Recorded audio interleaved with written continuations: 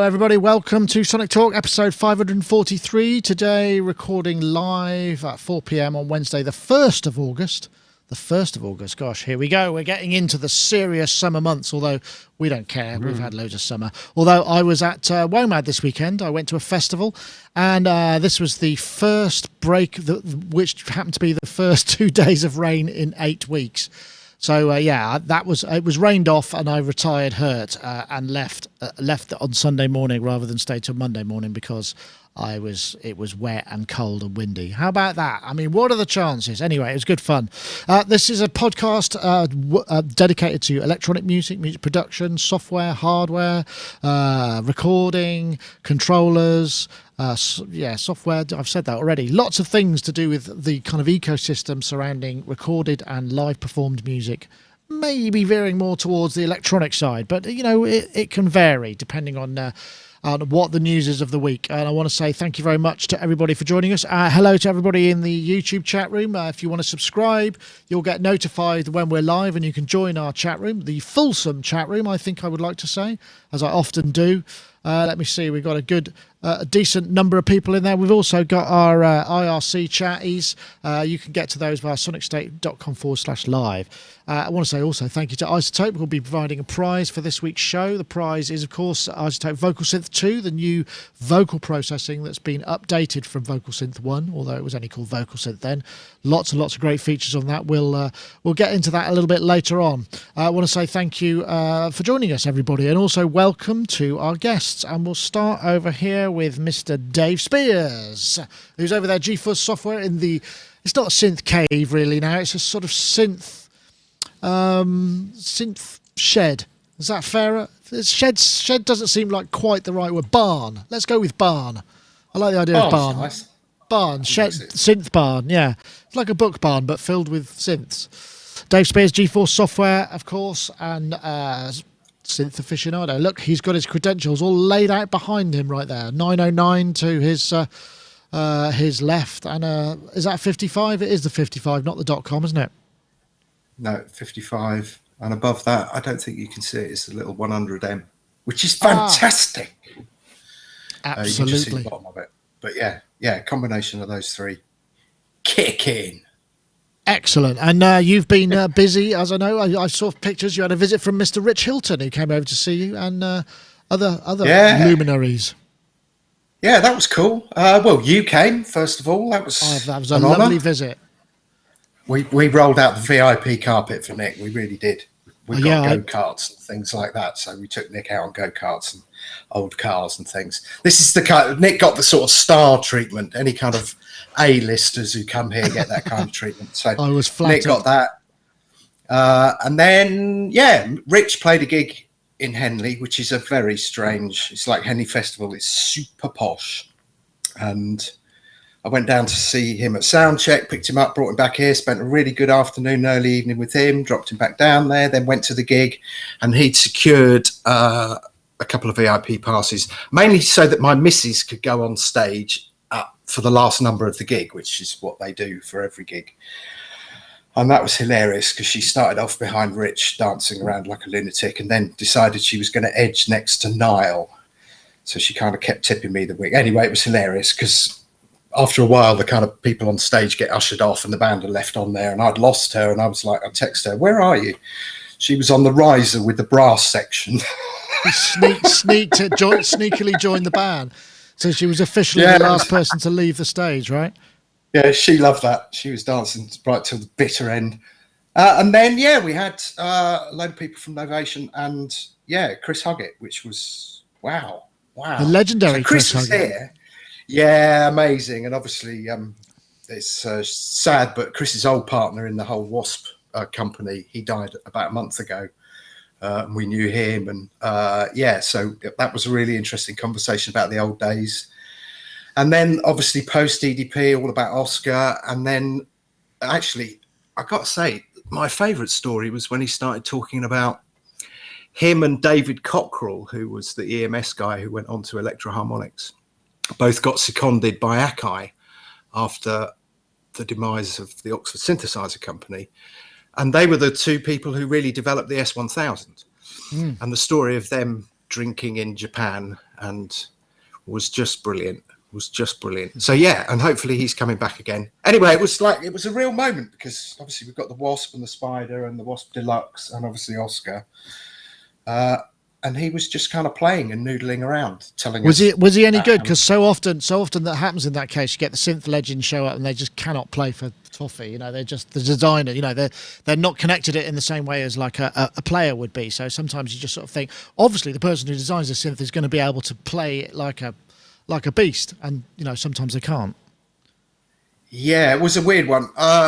Yes, he can play, but the Wasp was quite amusing because, as anybody in the UK knows, it's been really, really hot.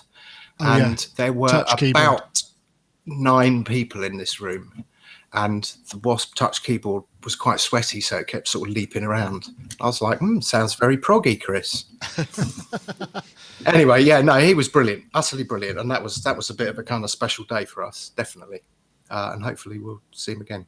Well, Dave, thank you for sharing that, and thank you for joining us too. Obviously, Dave Spears, GeForceSoftware.com. Do check them out.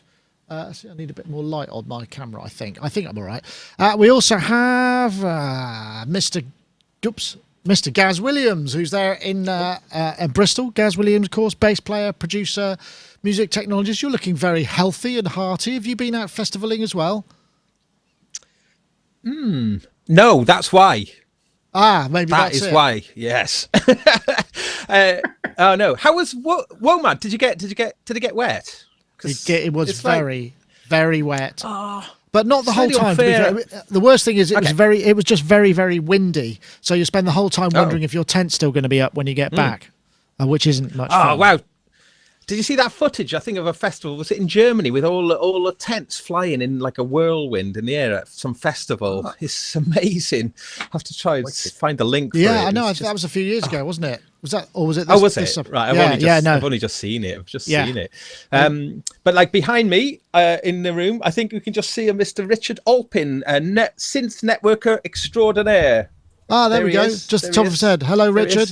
In the back there, he's popped over. What else is interesting? Actually, I'm working on a top secret project at the moment. That's been taking up all my time. So jolly good. Things will be revealed soon. But yes, right. Okay. Well, we look forward to that. Happy to be here. Good. Glad to have you as well.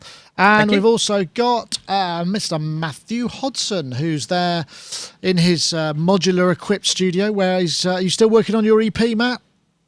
Yes, very much so. In fact, I was just saying earlier, I've been doing some live streaming all last week because I just started from scratch. I pulled everything out, and I just at some points I just turn on all the cameras in here and just do a live stream out and talk through what I'm doing and how I'm building the sounds up and what I'm inspired by and just my process as I'm going along, really. So, I think I did 3 or 4 live streams last week, just randomly. They're on my YouTube channel all ready to go. I've called the series "Come Patch with Me." Oh, very good, very good. Are you finding that it's assisting in your creativity, or are you using it as an excuse not to get on with things? Well, I only turn it on at the good bit, so I'm filtering out the long hours where you'll sat there going, "Why haven't I got any sound?" I think it is fueling my creativity. If anything, it's reasserting and making it clear why I'm doing particular things, where I'm usually going to for my sounds, and then also creating a bit of a diary so I can go back to that as well and look at things. But I also got some test pressings in the post today of my first 12-inch double A side that's coming out on Fat Cat Records. So I've had to go and buy a record player. And I remember the days. So you've got the white label test pressings. Are they the acetates that will only stand up to a few plays before they sort of wear out? Yeah, exactly. So it's my first time old school anything's gone out on vinyl. So it's interesting hearing your mixes translated and cut to vinyl, isn't it? I mean, I don't know. It's been a long time. Is that when you realised that massive stereo bass patch was perhaps not such a good idea, right? Yeah. And I am actually, if you watch my live streams this week, they've all been about pretty much stereo bass because I'm just big on stereo bass. I've got like 4 or 5 different bass oscillators going on here, and all of them are going through Strymon reverbs and delays as well to make them even wider in stereo. So, yeah, bye when it gets cut to vinyl. Yes. How many premium replacement cutting heads are you going to have to stump up for that? Yeah. Yes. I don't know. For those who perhaps don't know what I'm talking about, the mono of the bass is very important because you get the biggest amount of movement in the cutting head. The cutting head in a vinyl plant is the most expensive bit when you're mastering, and massive movements can cause it to kind of break or make the grooves too wide, so the needle jumps out, so it's very hard to press. So what they often do is mono the bass below certain frequencies so that deviation is stereo, because if you're stereo it's going to have fairly it's difficult to deal with. So that's old school mastering techniques, in case anyone was wondering. Which you're probably not, because I don't know, vinyl is becoming more popular these days, though, isn't it? I mean, definitely. I've just bought a load of new vinyl, and it's so good actually to hear stuff that I've just been listening to digitally for years, and I've just gone and bought things out on vinyl and just checking them out, just as for me now start a little bit of a reference point as well. It's been a really interesting experience actually. Just things going out on vinyl and listening to it, and like you say, how checking out how things are mastered and cut to vinyl and just how different they sound. It's been a really interesting experience. But something I always say about vinyl, though, is that it's such a lot of effort relatively to put a record on the platter that the 18 or so minutes you tend to let it play for.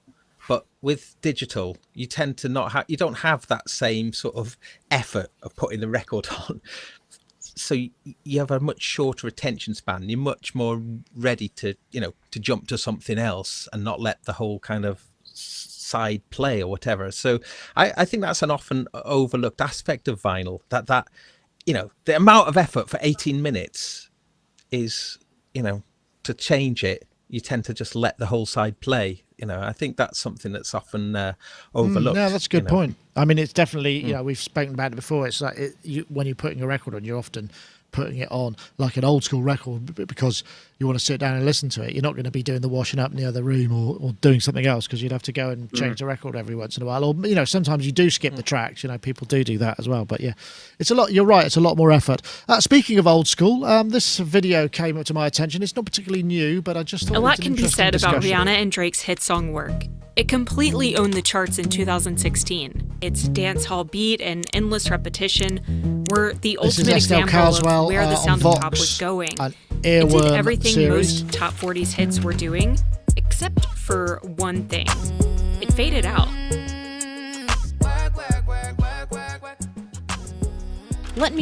I thoroughly recommend you watch that, because it's a very interesting piece. Her documentaries are excellent, and this is yet another one. And it kind of... before she started this, she thought the fade out was a bit of a cop out. She thought you should actually have an ending, and then she started to look into the history of it and the way that it all came together. And there's some really interesting facts in there. I'll drop a few of them in there before I take it out to the panel.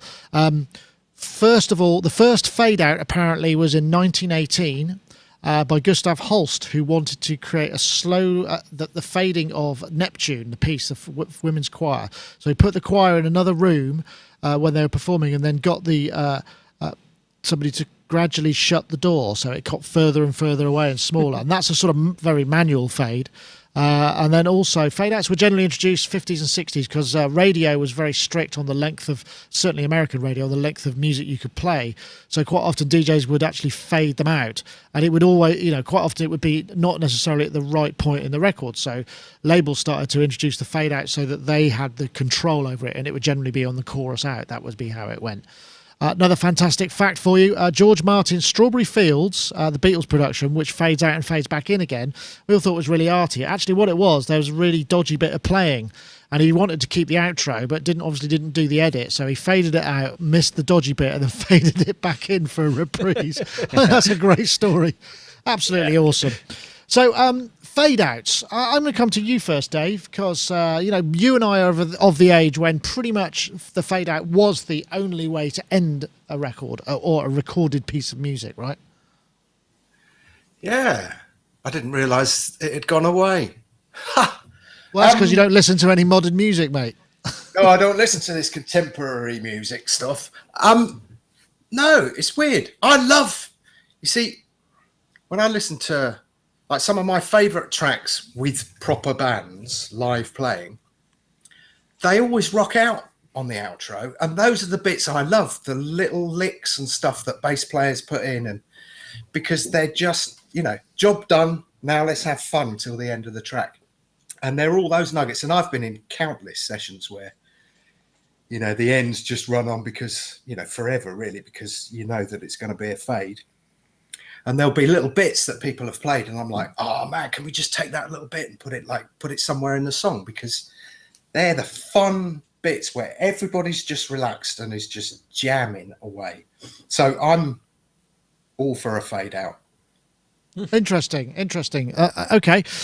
Matthew Hodson, I mean, when you're doing modular based stuff, I mean, there is no ending really, is there? Because a lot of it's sequenced or clocked. So if you stop it, the chances are it's not going to stop on a very specific sort of ending punctuation. It'll just kind of fall apart. Yeah, you're right. And actually, when I watched this video, I was thinking about how I use fade outs and fade ins inside the music rather than at the end. So, for example, I might use an envelope to close over time very slowly a filter, or just slowly close a filter. And then that sound will grow and it'll arrive and it'll stay there and then it'll eventually go again. And that'll overlap with other sounds fading in and out. And that's pretty much how I compose stuff using the modular, to be fair. And these, some of the jams and some of the compositions can go on for 7-10 minutes, that kind of thing. And then when it comes to the end, I mean, in this sort of electronic world, it's using the high pass filter, just taking away all the low end from stuff and kind of DJing it out, or or low passing it, or whatever, that kind of thing. So yeah, it's very much everything.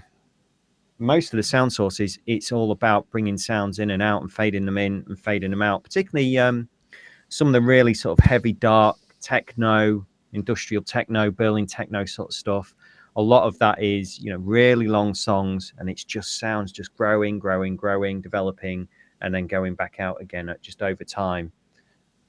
So that video just made me think about that, and actually, again, understanding my approach to when I'm composing using this sort of equipment. It's completely different. The other thing I was thinking about is because I also do stuff for TV and adverts, and there's just obviously a fade out is not going to, or at least I don't think there's ever been a fade out on a TV advert. They want it to be, you're using that amount of time. We've got like 30 seconds here, bam, and it's going to be loud all that way. It'd be interesting actually if I ever did deliver something where I did a 5-10 second fade out on an advert. Can you imagine it? I think it'd actually make people maybe turn around and go, hey, and look at the TV more and take more notice of that. I don't know. It'd be quite interesting. Well, it's interesting because some of those things actually, because I noticed I can't remember what the ad was recently. There was an ad and it just didn't have any sound. There was no sound whatsoever, and it was all done with text overlays, and it made you sort of go, huh? Because you think, is there something wrong with the telly? Because that just seems like such. Yeah. So maybe there is room for something along those lines. Definitely. That is interesting. Yeah, so I just wanted. I wanted to ask you. So, do you take essentially an entire part? So maybe you've got a line that's going into, it's got its own envelope and own filter movement, and then you put that into a secondary envelope with a VCA on it that just sort of fades it in and out that way. Is that how you do that? Instead of doing a secondary envelope, I'll use my hands. I'll just do it manually. Okay. I've got, part of the reason I did this was for it to be tactile and to get in there and actually use my hands and have that human interaction with it. So I'll grow sounds and I will reduce sounds according to, I suppose, responding to other sounds that are growing and dying away, and if the hi-hats suddenly come in or are removed or something like that. Okay. All right. No, I also, in that video, they also mention to get the really good fade out is that instead of doing a stereo fade out, they would fade out individual parts at different levels. So the vocals might go quicker. This is kind of what Yeah, This is what I wanted to talk about. Because I've always done it with the fingers on the fader or drawing it in, you know, and I think the drawing it in is not so good these days. Creative fade outs from the multi-tracks is so much fun, and like doing things where, you know, you're bringing out all things at different levels, but also maybe increasing the reverb send as it's on this way out, so things are going into more of an ambient, you know. So really getting creative with that fade out, I think, is just a lot of fun. I really enjoy it, and I think it's something that people maybe overlook. They put it on the fade on the the mastering stage or whatever, but actually, you know, taking it all out and being very creative. But also that thing with fade outs as well can be very tantalizing. A very famous example is in the end of Good Vibrations, you know, where you get the theremin bit. It just ramps up and it's a really exciting, and then it's gone.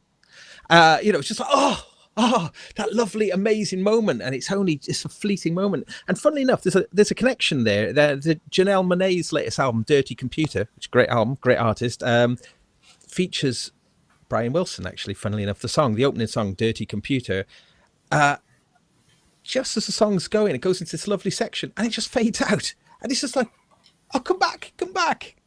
So the fade can be used as that way of just tantalizing, tantalizing thing. And so I think the creative and the, you know, that emotional aspect that you can introduce with a fade out, I think is very cool. I mean, that documentary, I agree, is very, very good. And another thing that she talks about, though, is that people tapping along with the fade out will they did an experiment where people tapped along to a song that ended abruptly or a song that faded out, and people carried on tapping along after the song had faded out, that the song it stays with you as it kind of goes. You sort of kind of, so rather than it being something out of necessity, it can be something that does have, you know, an artistic contribution to the track as well, which, you know, and as I say, doing crafty and interesting things and just having little new elements just arriving just as it's just about to vanish. But here's an interesting thing I'd like to ask the panel. What's your favorite fade out shape? Me, I love an S shape. Go on. You know, that's a good question. Well, I'll defer. Matt. Oh, it depends on what you're doing, but yeah, you can't beat a bit of the old S shape, can you? I mean, you can't go wrong with that. I must admit, I tend to use filtering probably more than I do for volume fade out. I just quite like taking away the top end a bit first, actually, and making it sound like it's got quieter that way, and then I might then reduce the volume. That's an interesting idea. I'm just trying to think. I mean, we're so used to drawing the fade in. I mean, I generally go for the what's that? The linear curve, isn't it? Exponential linear. Exponential is bowed out, whereas linear logarithmic is bowed in. Yeah. Oh yeah, logarithmic. Yeah. So I mean, but I agree. I mean, you know, actually getting it, because I remember doing this in the past where when one would be mastering to DAT, it would be doing the fade and then think, oh no, I've messed it up. And you'd have to go all the way back to the beginning and reset, and just, you know, before edits and all that stuff, you mess the fade up. And there was always the joke about the fade engineer. I don't know, Dave, do you draw your fades in, or do you like to have a manual hands-on bit? Do you kind of get a bit of, you know, lumbering up? Yeah, definitely limbering up for the hard fade, which is just pressing stop. No, it depends. It really does depend. I do like the S curve, but I do like the exponential as well. God, this sounds really nerdy, doesn't it? Exponential. Come on, this is what we're all about. Just nerd on. It's the end of the track, but it's things like, for me, it's really, I mean, it depends. But if you're working with you know, a chorus fade, it tends to be linear because, in fact, it tends to be more of a curve, because you got to get that at the end of that chorus, because that's crap if you've like missed the last phrase in the old days. Yeah, in the old days we just doing it. And I got the beginning of the chorus again. Oh God. So yeah, it depends. But I can listen to. It's funny actually. I was thinking about that while we were all chatting. Things like John Hopkins. I can listen to just his fades at times. There's a brilliant one he does with that. Who's the King Creosote starboard home, and there's just this chord that just kind of continues. And I'll do, I'll grab the missus sometimes and go, just listen to this before we go to bed. And it's just the fade. Lovely. I wonder. Blue Nile. Yeah, good fades. I wonder, what do you think is the natural, if you put a person with a finger on the fader and you say, can you fade that out? What is the shape, the natural human shape of a fade out that they would do? Because it's unlikely to be linear, isn't it? Because that would be just a straight 45 degrees from top to bottom. What's the actual fade? Do you think it's more likely to be a logarithmic? I mean, what's your sort of the human... I think so. Faders are tapered though, aren't they? The fader itself could be tapered. True. So depends on that's fader true. it is. But I've done those manual fades and like had a little panic just at the end and just made a little kind of annoying little jerk, just nice smooth faded down, and then just a little spoggy little panic.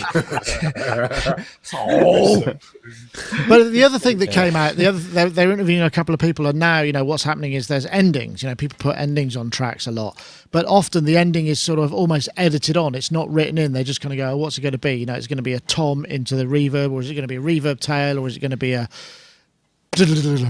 or whatever. There are so many different musical kind of ways of ending tracks, but quite often in modern production they're not built into the actual performance of the track. They're just sort of maybe bolted on at the end.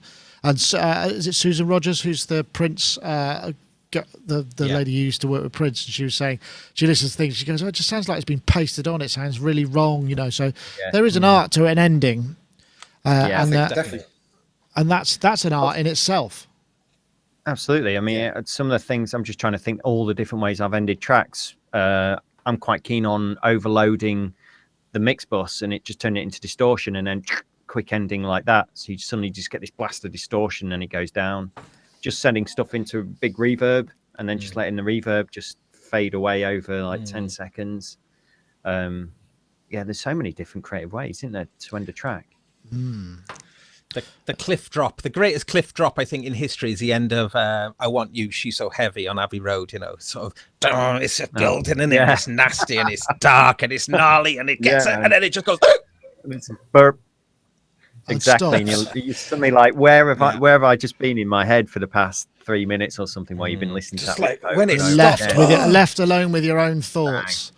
The cliff drop ending, that sounds like a good shout. title. That is a good shout, Gaz, because I think that is a perfect demonstration of a track that works without a fade out.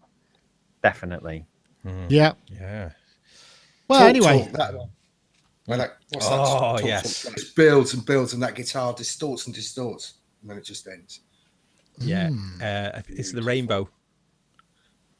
Yes. Right. Oh no, on Spirit of Eden.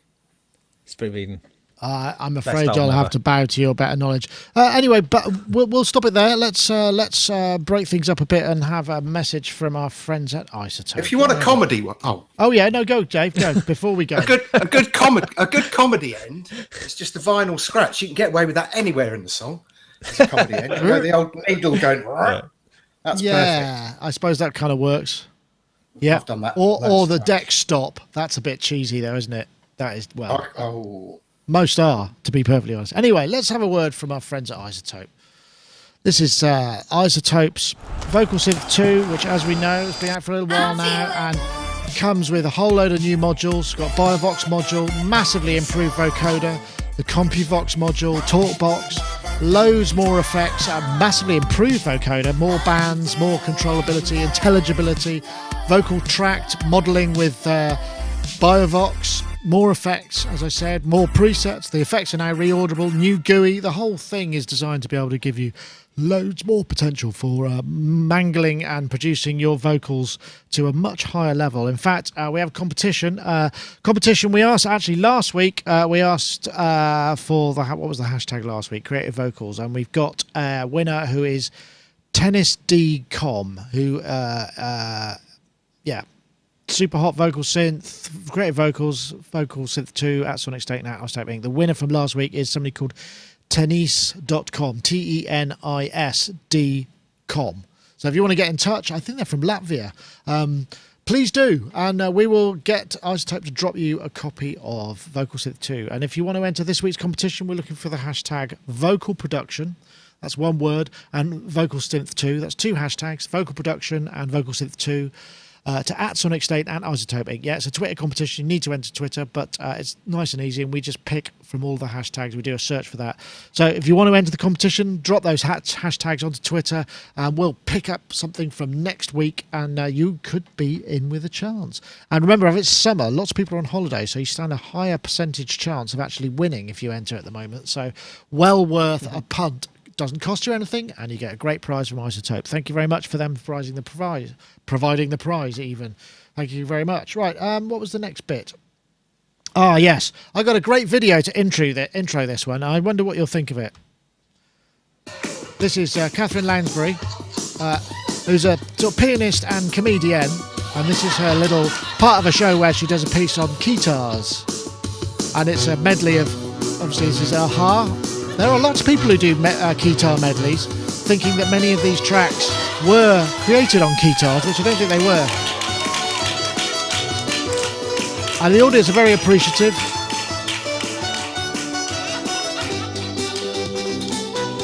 And it goes on, and there's a number of tracks there. But this, the reason I put this in there is because there's a rather funny piece on hardtimes.net, which is kind of a comedy thing. And it's Keytar sales down for the 425th straight month for whoever it is that monitor these things. And it's just a great, fun bit of writing. In fact, there's a great piece in it. How could we know that consumers? How could we know that consumers of a novelty instrument would dry up so quickly and so violently? Asked Danilo Zukas, owner of the struggling Keytar warehouse, all keyed up. And there are various other amusing parts for everyone, but it does rather bring in the whole notion of the Keytar. As we're seeing, there are various different alternative controllers. The Keytar used to be the thing, but it almost seemed like you had to be wearing some kind of like space age spangly suit or some kind of special uniform to be able to get away with it. You know, a regular person can't really wear a Keytar. You have to have like a jacket with those massive hoopy kind of shoulders or spark or spandex, and it feels like maybe that's part of the problem. I don't know, but Keytars in general, now you see them playing. Who's it? Lewis Cole plays a Keytar, but he has his on a keyboard stand, so he uses. So he's kind of like he's hedged his bets there a little bit. So you can see the person who's written this article is old and out of touch. Keytars are in; they are the thing. I tell you what, at festivals, Keytar has lost its kind of thing. It's lost its kind of joke thing. The Keytar is like really hip. I go to festivals and stuff, and you see a lot of people rocking a Keytar now. So I think they need to get with it, man. The Keytar is happening. And long may it live. The Keytar's a good thing in my book. Okay, all right. Have you got one, Gaz? No. No. Yeah. Just checking. There's someone so keen. I velcro the cord bot to my chest sometimes. That sounds painful. I have got a Keytar. My OP1. I've got the little strap adapters for my OP1, and I have gigged with my OP1, albeit once, and broke my OP1 in the process, needing a new audio board. But yes, so I have my Keytar. So, well, they keep releasing. Roland keep releasing updates and new versions, and I think Akai.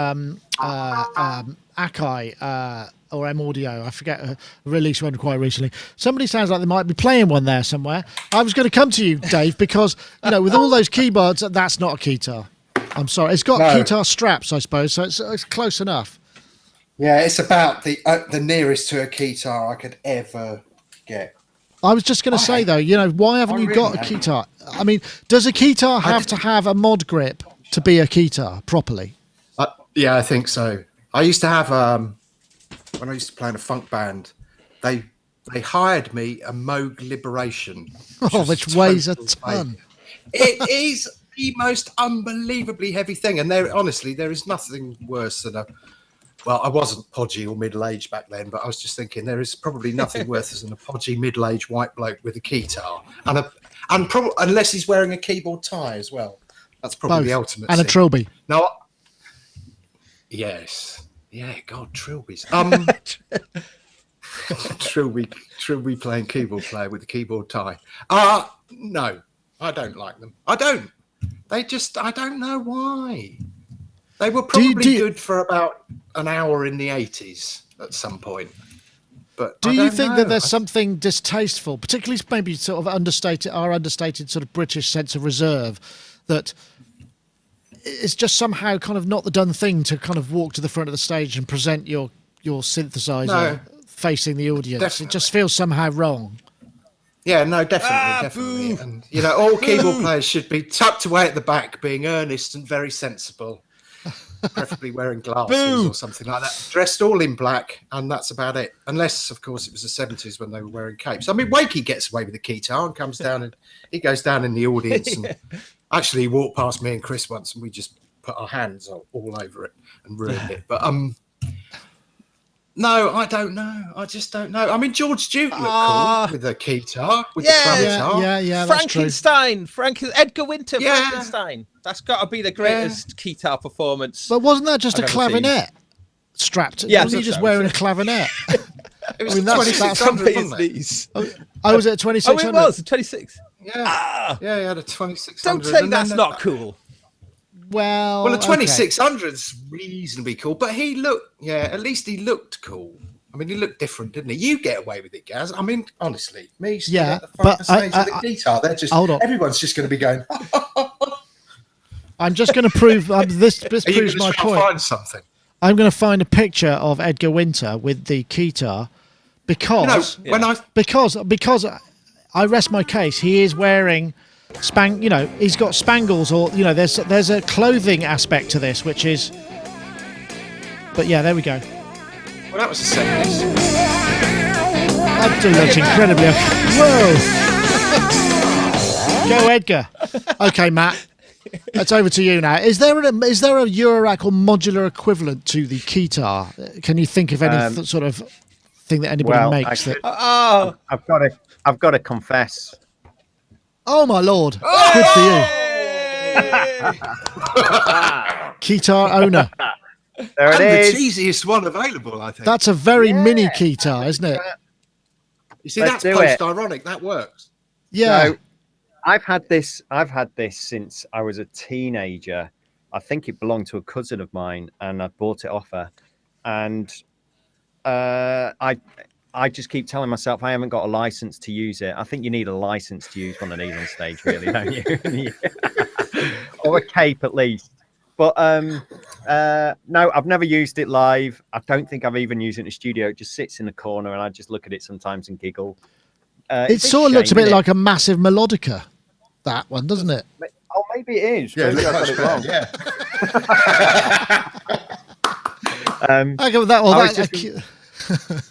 I've got what does come to mind though is that the SH101 used to have a mod grip with it, which kind of turned it into that. And I think they go a bit more money on eBay these days if you've got the mod grip, ironically. But playing synths and stuff on stage, when I'm playing this, sometimes I play with a live drummer and doing some kind of like really heavy, distorted bass lines with drums and stuff. And I wish I had that freedom to move around the stage like a guitarist. And, I play guitar as well. I played in rock bands, and I love rocking out, getting right up there in front of the audience.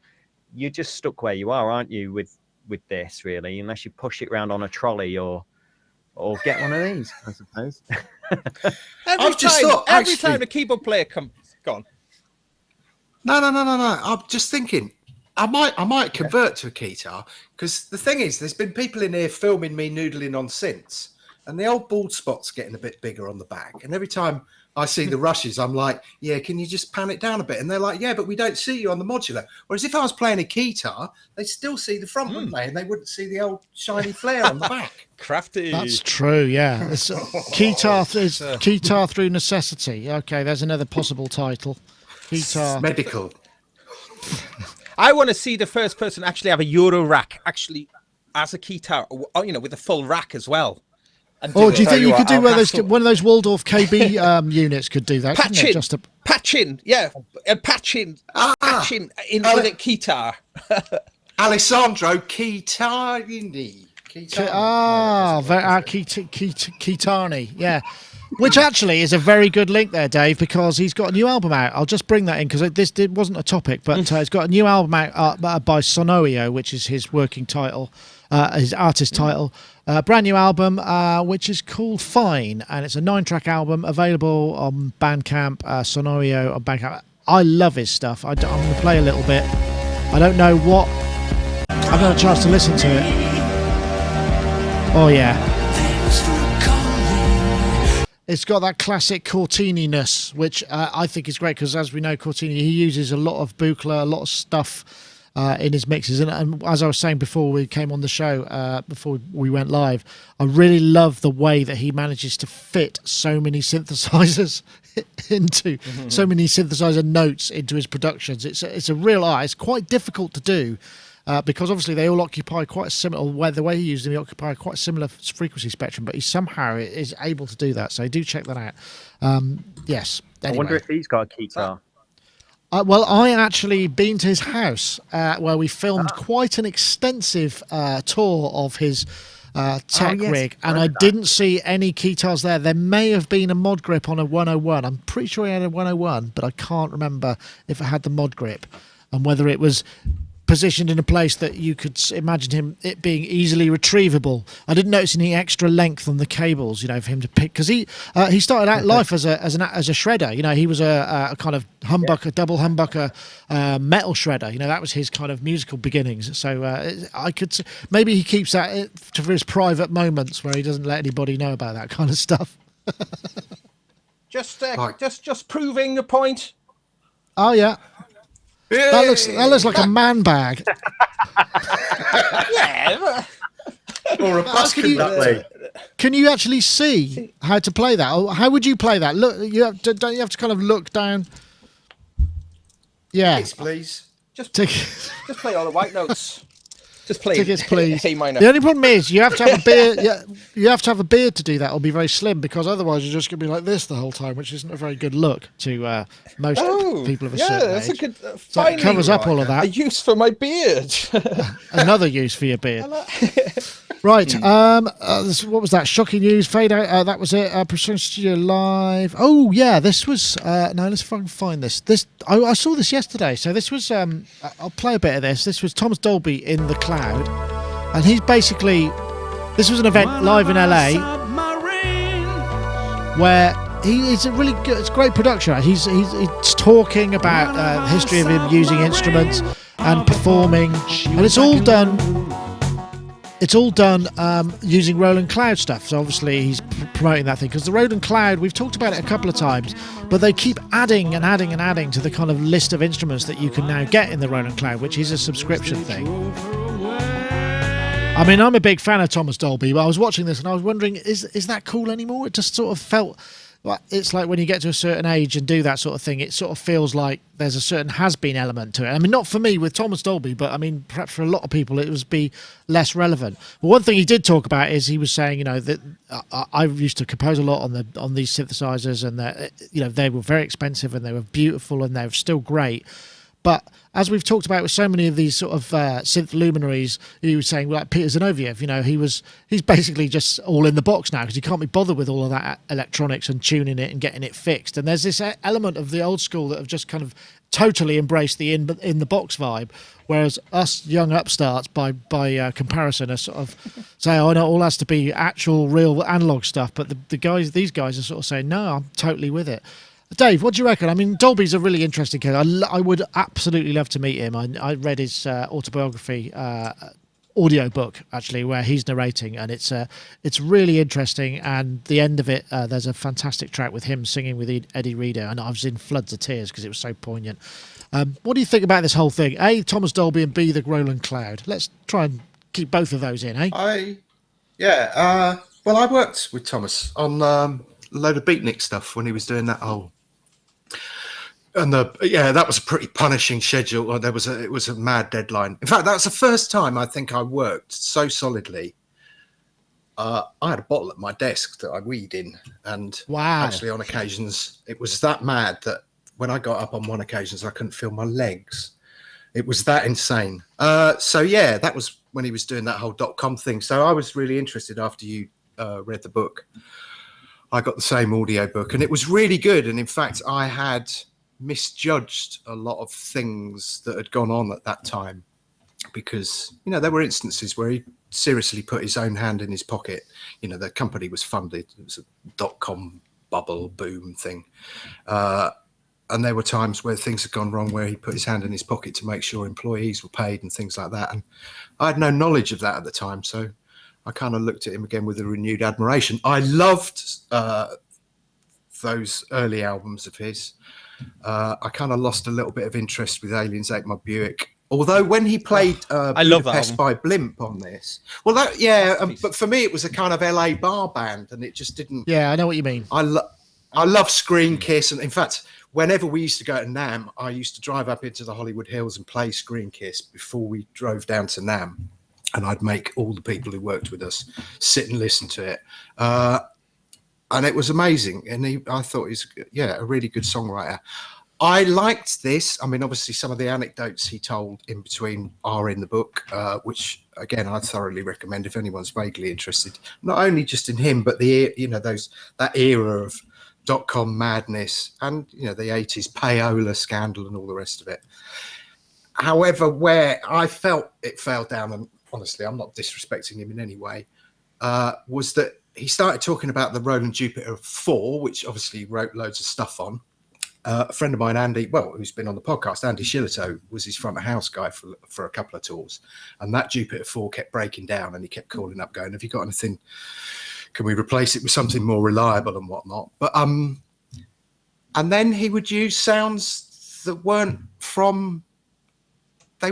those real sounds. And it's a bit like, for me, it was a bit like going to see those kind of prog bands in the 80s who had used D50s for sounds that were previously created on a Mini Moog and stuff like that. And it was just like, oh, no. And where it did work was when he started using samples, when he was triggering samples, because it's just got that kind of nostalgic. I mean, it was obviously from the multi-track, so it's got that feel, that vibe. And then he'd kind of play these chords, and I'd think, well, that's not the same sound that you used on Europa and the Pirate Twins. It's a fairly close facsimile, but it's not. It doesn't evoke the same kind of goosebump response that it would have done. However, I did like it when he played just the piano on Budapest by Blimp.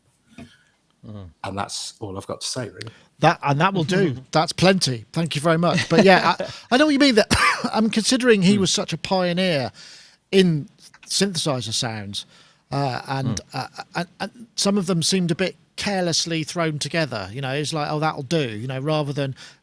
Because as we know, I mean, it's not like they're not capable of it. I mean, he could have, maybe it was just rushed, and because he didn't maybe he didn't use the Roland Cloud for all of this stuff, and he hadn't had a chance to program it to the level of detail that he would have liked. You know, often these things are very rushed, very last minute. People are busy. You know, they're not going to spend months recreating their classic tracks just for one little demo in LA where they're probably getting paid, you know, a nominal fee. So I suppose there's that aspect to it, but yeah, it's At the Speed of Sound, isn't it? The album, the book's called. Is that what it's called? Life at the Speed of Sound, I think it's called. It's well worth checking out. Gaz, I don't know whether you're a big Dolby fan. I mean, I got into him on Aliens Ate My Buick, which I still maintain I think is one of the greatest late 80s productions. Just for that late 80s, you know, it's like a kind of over the top 80s, late 80s production in many ways. You know, it's kind of as much as he's kind of more, you know, I loved Hyperactive, and what's the album? The Flat Earth. Yeah, it's really, really good. But I I remember those as hits when they were hit singles. She Blinded Me with Science. So really, really innovative and great. But I thought Aliens Ate My Buick was something else. I absolutely loved it. I thought every song on it was brilliant. You know, the keys to her Ferrari and just all this like bonkers stuff. So perhaps I was at the right age for it, but I absolutely loved that. And I do think it's worth seeking out. And it does, of course, have the mega tune Budapest by Blimp on it as well. And, you know, I think that album is actually overlooked personally. I think it's really, I've really got good. it. I know. I bought it on vinyl. Airhead. It's a great album. Loads of tunes on there. But I mean, obviously, this does. I mean, without getting drawn into the whole subscription model thing, because we have done that before, and I know that, you know, many of us are not into it. Me, you know, I don't like it particularly. And I do wonder if that does kind of connect up, though, that the relationship that you have with an instrument that you own is something which is kind of a profound and special relationship, and that if you're only ever subscribing to something, whether that is a relationship that you won't really develop by the virtue of it being this kind of transitory relationship, that you don't actually own it. You just essentially, I've got permission to use it for an amount of time. I think instruments are this thing. There is something very special about owning something, and so this, whether you won't ever really develop those, or it's maybe it's harder to develop. Might be harder to develop possibly for some people. I don't know. I guess I don't know.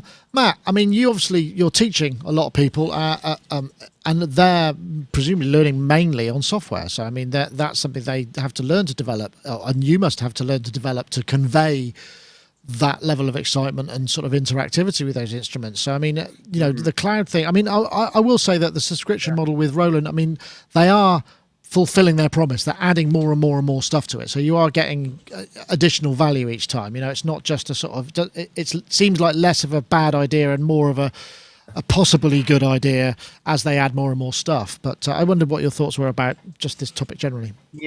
It's an interesting one. What is cool about the software side of things, whether you subscription or not, is my students have suddenly got access to all these great synthesizers and turns them away from maybe the more contemporary ones like Serum or something like that, which are just bonkers. I mean, they're great, but they're bonkers. And if you go back to some of these, like the System 100 and the 101, and students are using them and trying to get the most out of something maybe that hasn't got wavefolding and a million modulation source destinations and things like that.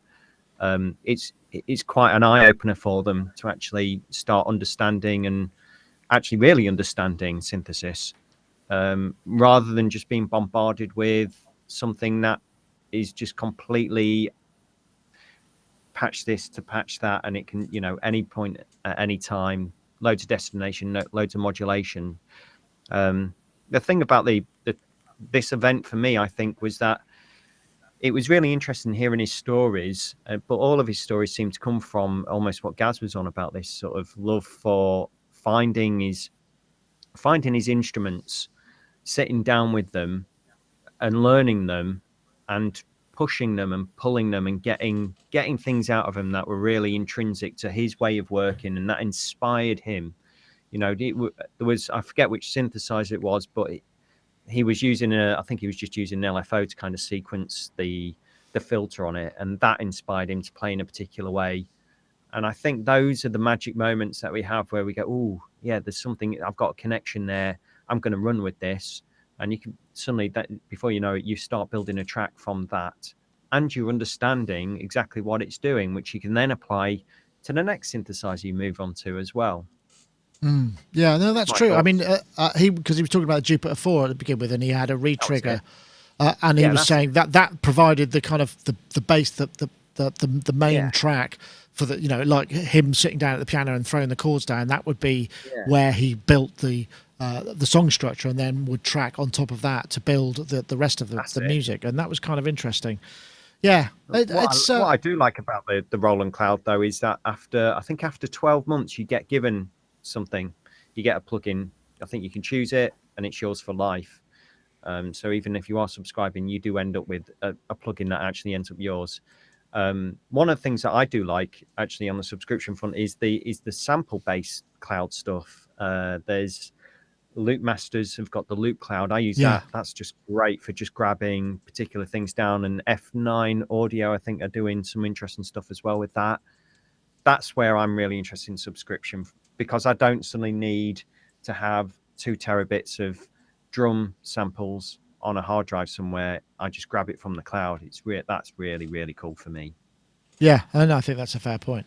Anyway, it's online still. If you go to Roland Cloud, it should be listed there, and you can watch the whole thing. It's like about an hour. I mean, I think the other thing about it is quite often when you see people demoing keyboards and synths, there's an element of cheese to it. You know, then maybe artistry is not their first thing. They're more in a sales mode. Whereas this was just, you know, this is the sort of thing that I think Thomas Dolby does anyway. You know, he does a gig and he talks about stuff and has an intro and then he plays songs around it, you know. So it's part of what he does. So it felt like a very complete thing. It wasn't something that he'd had to kind of hastily cobble together, and it didn't feel awkward from that sense. So it was as a thing, it really holds up. So it's well worth watching if you're interested in that. Okay, we'll quickly have a look at this one because I think I've seen Div Kid Ben in the chat room. So this one probably best to come to you first, Matt. But this is Div Kid Ben Wilson, and the top bit is a controller that we will come to. Oh, I think actually I need to start that video from the start, don't I? I do beg your pardon. I need to clear that. In the top bit is a controller that we will come to. I do beg your pardon. I'll play that from the start. Hello. I've recently been at Deershed Festival, which I'll put a picture and a link in the description. And we were exhibiting, showcasing, demoing modular synths to the public. And Deershed is a really family-friendly festival. Lots of children around and parents, effectively. And me and Milo Melodies went and exhibited modular stuff in the science tent. So this is the system that I used. I wanted to go through it. This is a Glasgow Make Some Noise, or GMSN, 12U slipper case. Tucked in the top bit is a controller that we will come to. And I just wanted to run through the setup and what we actually did. I recommend you watch the whole of that video. It's kind of interesting. But what's really interesting about it is obviously it's been designed for kids to use. And the faders is a really, it outputs loads of control voltage. So you could use it for bringing up and out, in and out and controlling stuff. So it felt very hands-on. So people didn't have to get involved in all the spaghetti. They could just do it. And it seemed like a really well-designed system. But it got me thinking about, you know, I mean, getting kids into, well, there's some great shots of like little girls kind of playing with it and getting really into it and stuff. And it just sort of seemed like, what a brilliant idea to do generally, just to sort of democratize accessibility to that, because most people would never have seen this kind of thing in the flesh. So, you know, I just thought a good idea. And I thought I'd come to you, Matt, first. But, I mean, in terms of, you know, introducing people who have perhaps don't have any concept of what that stuff behind you does. I mean, have you ever had to do that? I mean, how would you approach it? Yeah, I did. I've done. Even this year at the Brighton Music Conference, I did a session which was 101 modular, and it was packed with a room full of people who didn't know anything about this. And I had some cameras on there, and I took them through some basic patching and allowed them to ask questions. We went along. I think it's filmed. It might be online somewhere. And that was really good. And obviously we've got this also in the classroom. We've got hardware, we've got software. But I think there's the one thing that Ben's got to appreciate, if he's going to take this sort of thing out to young kids, there's a responsibility there. You know, this is expensive equipment and it's very addictive. So I think we've all got a responsibility here. That's all I'd say. But it's really good what he's done. Nice one, Ben. I think he's in the chat room. Yeah, I think it's brilliant that you're taking that out there and taking the time and showing these people from a young age the possibilities. I mean, when I was young, it was a piano or a guitar or a bass, and if someone had come along maybe and plonked one of these in front of me when I was 8 or 10 or something like that, I think I'd have had a very different perspective and motivation in where I was going to go with being a music producer and performer, definitely. So yeah, good stuff, Ben. Yeah, I think so. I think that's quite funny what you put, because I was going to say it's sort of it is a bit like peddling kind of, I mean, it's legal, isn't it? But yes, Euro crack, you've got it absolutely right there.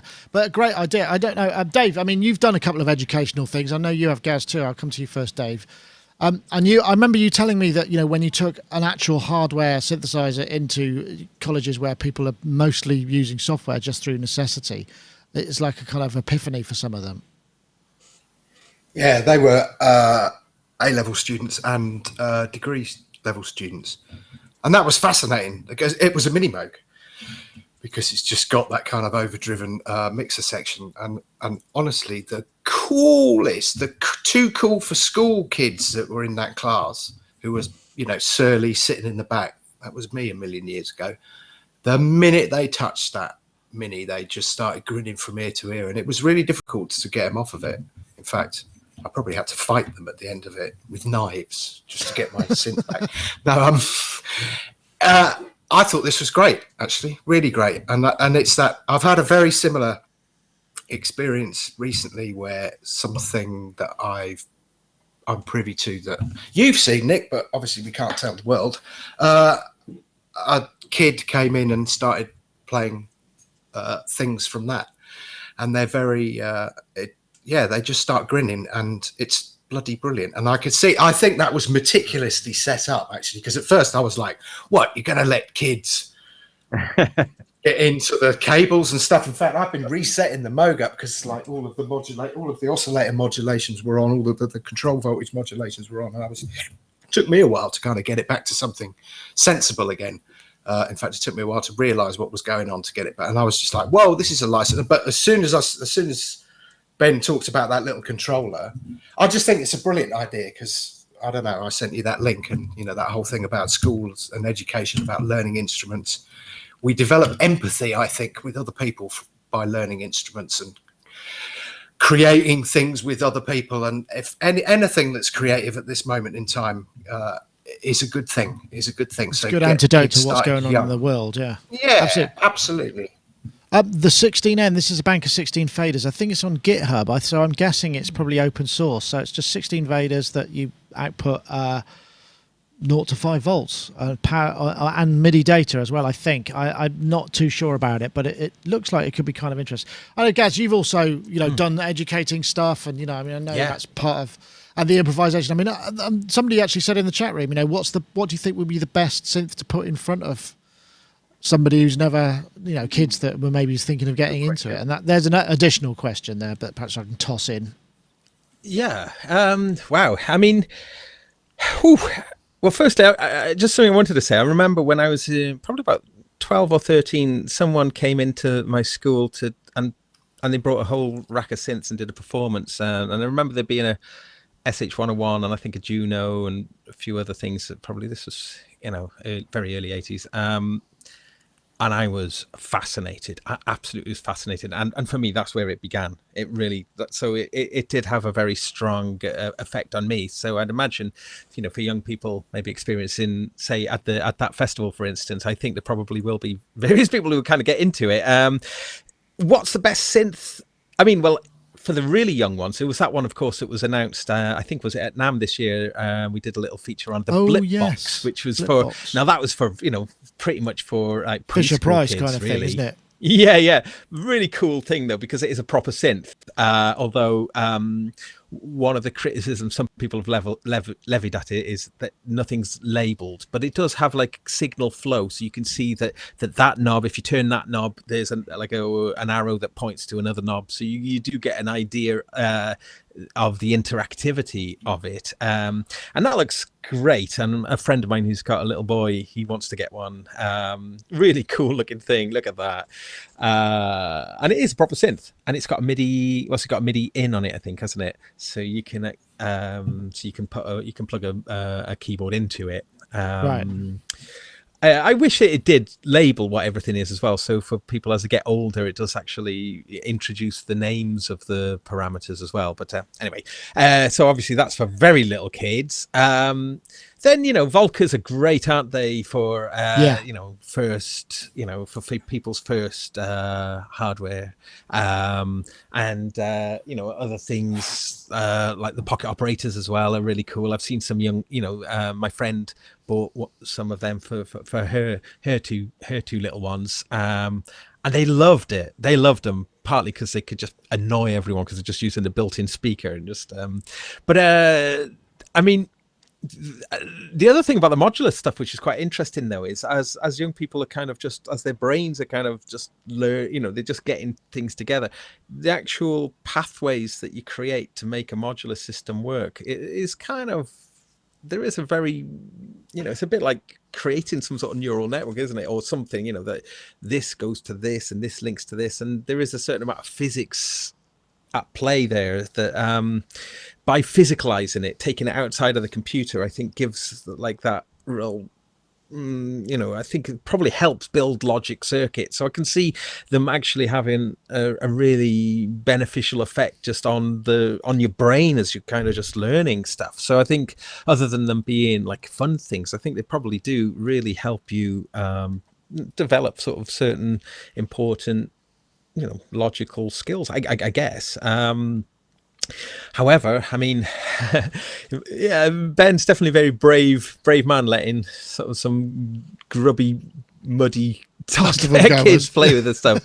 Yeah. So fair dues, I think that was, and my lad too. I think that was a brilliant thing for them to do. But yeah, I mean, I think there's a lot of validity in this, and it is something that I'm hoping to be doing in the near future as well. Is going to be taking sort of hardware synths to schools and stuff, hopefully for that purpose. Really, I think that people who are born into the kind of computer age, I think it's really super for them to realize that this has a history outside of the computer. And yeah, great, really super positive. This is right up my street, really. Yeah. Funnily enough, Richard Alpin, who's sat behind you guys, has just put in the chat room a microbeat would be a good call as well, because it's only a couple of £100, so that's not a bad idea. What would you suggest, actually, Matthew, as a first, maybe a first introduction? Because not obviously even a small modular is going to be pricey. Yeah, right, absolutely. Well, actually, the SH101 I have on the back of it has got a skull sprayed or etched into it. So I know schools used to have these, and I think Gaz mentioned this. I'd certainly say, a 101, just because it has got CV and gate. So if you then want to expand it and start plugging it into other things, you can. But just the way it's laid out, I said this is my desert island synth anyway. Just the fact that it's laid out with the envelopes really clearly in the waveforms, and the keyboard's a good decent size as well for your fingers, not mini keys, that kind of thing. So that, or if you then want to step it up one, you get the MS-20 out, and then you've got that semi-modular thing going on there, and you get the patch cables out, and you start having a bit of fun with that. Well, of course, there was the educational version of the MS-20, wasn't it? Which was the size of a kind of very large television. Oh, the blackboard, the blackboard. I'm thinking I know someone who had one. I'm sure I've seen one in the. There's one in EMIS. They had one in the upstairs in EMIS. So, what do you think, Dave? What would you recommend? Affordable for kids.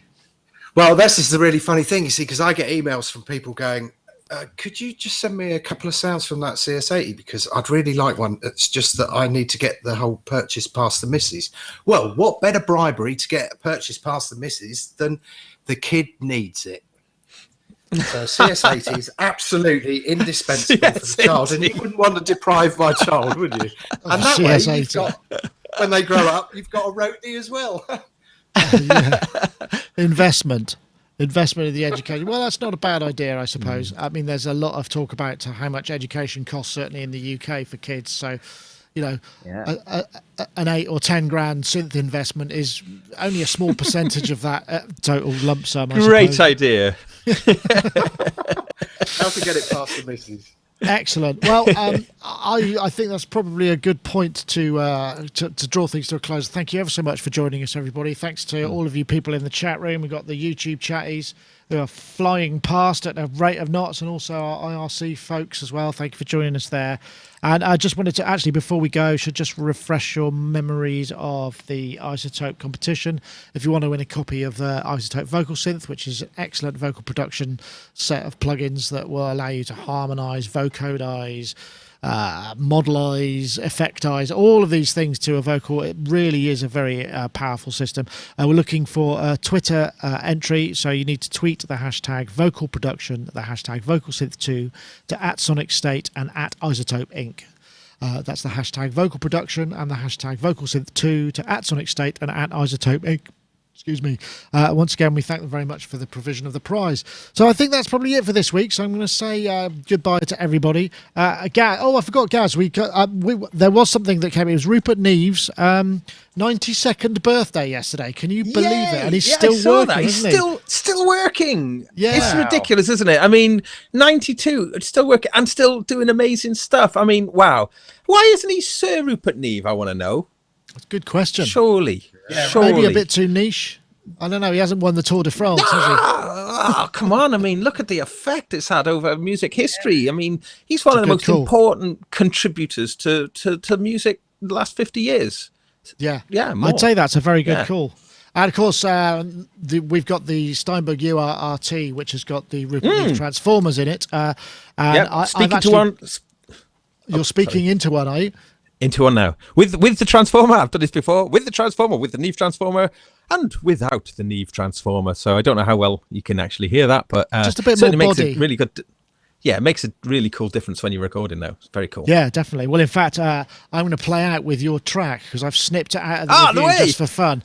Because as part of the review, Gaz recorded a whole track through it. So we could look forward to that. But yeah, thank you very much for joining us, Gaz. Very much pleased.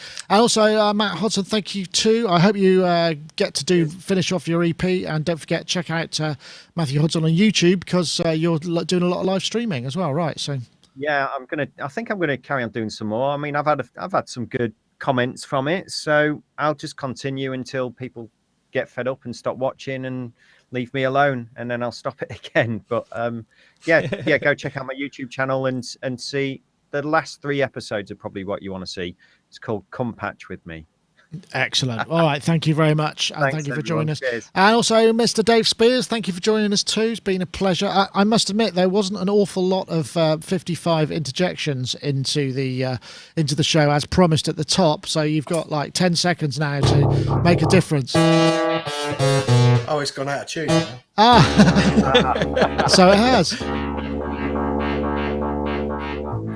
There we go. Thank you very much. So I've got that, and I think the last time I was working on a hi-hat pattern. So I've got 2 things going on now in about 6 months. Excellent. Well, good work. Good work. I imagine all the heat and everything, it must be a nightmare to keep them all in tune.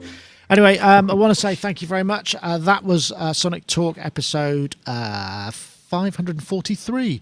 So we'll see you all next time. Take care. And I'm going to play out with Gaz's Opus. See you later. Okay, I'm Gaz Williams. Hope you've enjoyed this. Catch you next time. Mind over matter when you haven't got a friend. Sit right down in a holly bush with a prickle and a pen. If you find what you're after, then go right back again to that same old bush with the funny looks from the piglets and the hens and the weary Morris man. Cock Robin has been shot at noon. No mammal was aware by who. Was he shot for his skin or bread? Was he better off dead?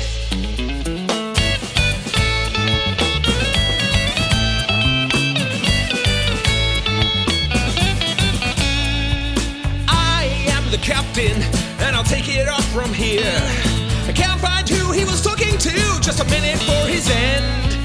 His death was natural, there's no conspiracy. So why don't you switch back the tune to the cheery one again? Ignite the Morris men. Cock Robin has been shot at noon.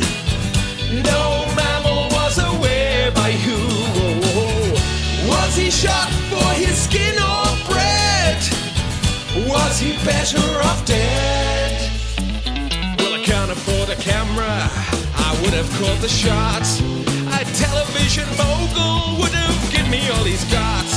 Instead I sit and wonder how Robin met his end. A hero now among us, our feather-footed friend. Hey.